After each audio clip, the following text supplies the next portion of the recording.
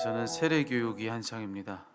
세례 교육하면서 지난주에 예배와 관련해서 우리 세례를 앞둔 분들과 함께 대화를 하면서 이런 이야기를 나눴습니다. 예배의 본질이 뭐냐? 예배의 본질은 그 예배의 대상이 되시는 하나님께서 높임을 받으시는 데 있다. 그러니까 그 예배를 통해서 하나님이 높임을 받으셔야 그래야 그것이 예배다. 자, 그런 이야기를 함께 나눴습니다. 그러면서 예배의 문제에 있어서 자꾸만 우리가 형식의 문제를 가지고 그것이 가장 중요한 문제인 듯 그거 붙드는데 그러니까 더 중요한 것은 본질의 문제다. 그러니까 우리는 자꾸 우리가 선호하는 방식의 예배이면 그것이 정말 예배다운 예배라고 생각을 하거든요. 근데 그게 아니라는 거죠. 그 어떤 예배를 할지라도 어떤 형식의 예배라도 본질, 즉 그 예배를 통해서 하나님이 높임을 받으시는가, 그 본질에 있어서 온당해야 그래야 그것이 예배다. 이제 그런 이야기를 함께 나눴습니다. 자, 그러면서 함께 나눴던 이야기가 뭐냐면은 하나님이 높임을 받으셔야만 그래야 예배다라고 한다면 우리가 무엇으로 그분을 높일 수 있겠느냐라고 하는 겁니다. 자, 우리가 그분을 높이는 말을 하면 그러면 그분이 높아지시는 건가?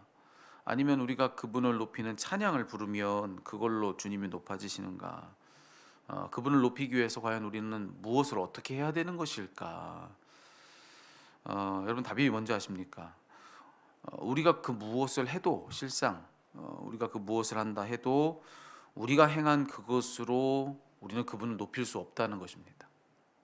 무엇을 해도 우리가 한 것 가지고서 그분을 우리가 높일 수 있는가? 그럴 수 없다라고 하는 것이죠. 우리가 뭘 한다고 해서 그분이 높아지신다면, 또 우리가 뭘 하지 않는다고 해서 그분이 낮아진다고 한다면, 그렇게 어떤 식으로든 우리가 하는 무엇으로 그분의 높고 낮음을 좌지우지할 수 있다라고 한다면, 여러분 그것은 결국 무슨 뜻이냐면 우리가 그분보다 더 높다는 뜻입니다. 우리 마음대로 그분을 높일 수도 있고 낮출 수도 있는 그런 거라고 한다면 실상 누가 더 높다는 의미겠습니까? 그렇게 할 수 있는 내가 더 높다는 그런 의미 아니겠습니까? 그러니 그럴 수 없다는 것이죠. 우리가 높아진다고 높아지시는 분이 아니고 우리가 낮춘다고 그런다고 낮아지시는 그런 분이 아니라는 것입니다. 그분은요, 하나님은 우리의 어떠함과 상관없이 언제나 우리보다 높으신 분이십니다. 네, 언제나 높으신 분이세요. 우리가 뭘 어떻게 하는 것과 상관없이 항상 높이 계신 분이 바로 하나님이시다라고 하는 것입니다. 자, 오늘 본문 속에 엘리후가 하고 있는 말이 그와 비슷합니다. 우리의 행실이 거룩하다고 해서 그분이 그런 우리 때문에 거룩해지십니까?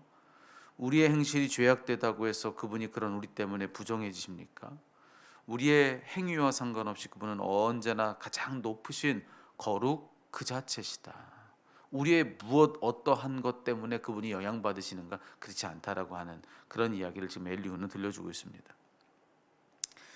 자, 그렇게 우리가 무엇 어떻게 하는 것 때문에 그분을 높일 수 없다. 자, 앞서 그런 말씀을 제가 드렸는데, 자, 그렇다고 한다면 여전히 우리의 삶 속에서 그분이 높으시도록 우리가 할 일은 무엇인가? 우리가 할 일이 아무것도 없다. 우리가 무엇함으로 그분을 높일 수 없다. 자, 그러면은 여전히 그런 우리에게서 그분이 높으시기 위해서 더 높으시기 위해서 우리가 할 일은 정말 아무것도 없는 걸까? 한 가지 할 일이 있습니다. 할 일이 한 가지는 있는데 그것은 뭐냐면은 그분에 대해서는 우리가 뭘 어찌할 수는 없지만 나에 대해서는 내가 뭘 어찌할 수 있는 바가 있는 거죠. 그게 뭐냐?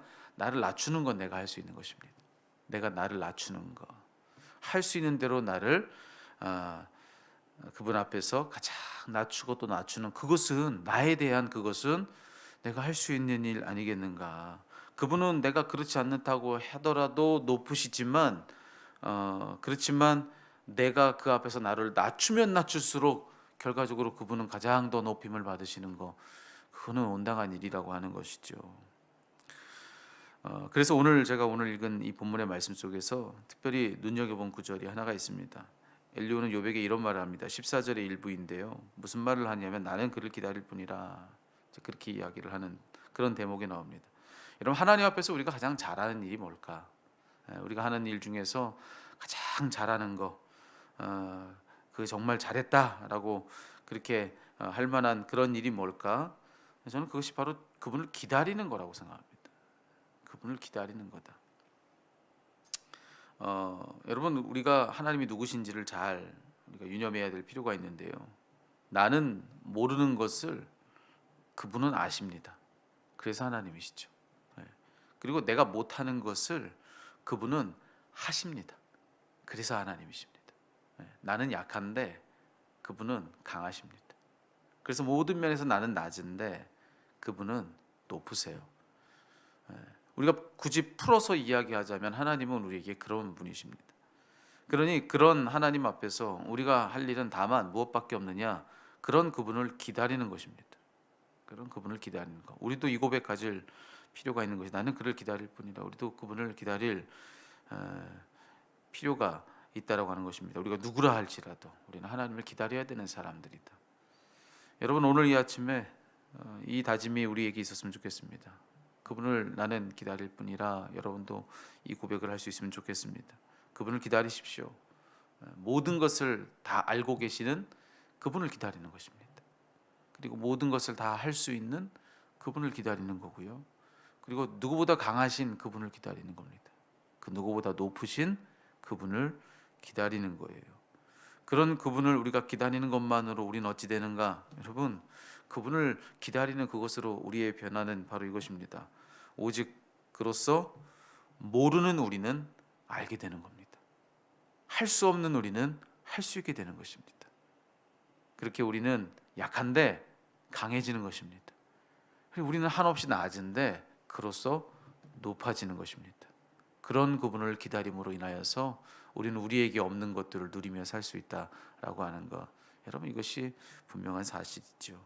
그래서 오늘 여러분 무엇보다 우리가 다짐하고 우리가 결심해야 될 것, 여러분 그분을 기다리십시오.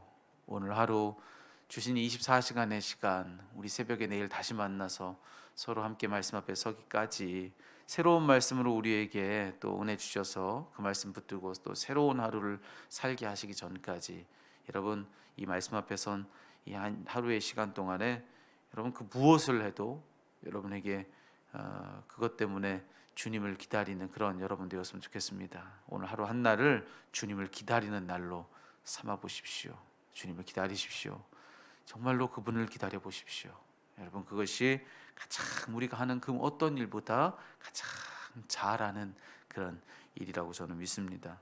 그분을 기다리고 마침내 여러분 그분을 맞이하는 그런 오늘 한 날이 다 되시기를 우리 주님의 이름으로 축복합니다.